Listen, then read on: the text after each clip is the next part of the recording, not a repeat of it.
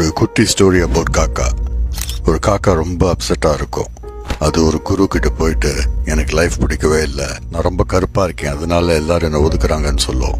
குரு சொல்லுவார், அந்த ஈகிள் கிட்ட போய் கேளு, அதுக்கு ஓகேனா நான் உன்னை ஈகிளா மாத்துறேன். இந்த காக்கா ஈகிள் கிட்ட போய் கேட்கும், you fly high, you are the king of birds, உன்னை மாதிரி நான் ஆகணும். ஈகிள் சொல்லும், நான் எப்பவுமே தனியாக தான் இருக்கேன், தனியாக இருக்கிறதுனால ஒரு யூஸும் இல்லை. I always wanted to be a parrot. அது எவ்வளோ அழகாக இருக்கு பார். காக்கா உடனே அந்த பேரட் கிட்ட போய் கேட்கும், you must be the happiest bird, எவ்வளோ கலர்ஃபுல்லாக இருக்க. இந்த பேரட் சொல்லும், நான் எப்பவுமே ஒரு கேஜில் தான் இருப்பேன், எனக்கு ஃப்ரீடமே கிடையாது. அந்த பீகாக்கை பாரு, அதை விட ஒரு அழகான பேர்டை பார்க்க முடியுமான்னு சொல்லும். உடனே அந்த காக்கா பீகாக் கிட்ட போய் கேட்கும், எவ்வளோ அழகாக இருக்க, உன்னை இந்தியாவோட நேஷ்னல் பேர்டுன்னு வேறு கூப்பிடுறாங்க. பீகாக் சொல்லும், அதுதான் problem, because of my beauty என்னை ஜூவில் தவிர எங்கேயுமே பெருசாக பார்க்க முடியாது. என்னை கேட்டால் நீ தான் இருக்கிறதுலே பெஸ்ட், பிகாஸ் உன்னை கேஜில் போட மாட்டாங்க, நீ ஃப்ரீடமோடு இருப்ப, ஈகிள் கூட உன்னை பார்த்து பயப்படும்.